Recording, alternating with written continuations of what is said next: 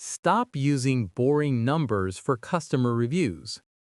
Let's turn them into visual stars. We will use the REPT function. It requires two arguments inside the brackets.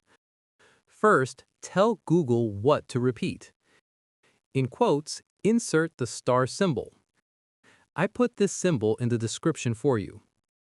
Comma. Now the second argument, how many times? Select your rating cell. Enter. Look, the stars appear automatically. You can also use hearts, emojis, or any text.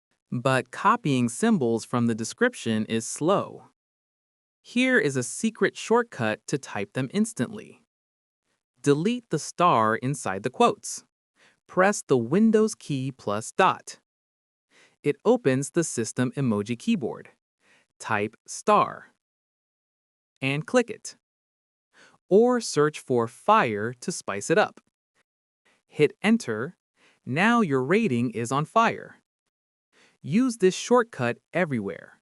Copy the formula below and subscribe.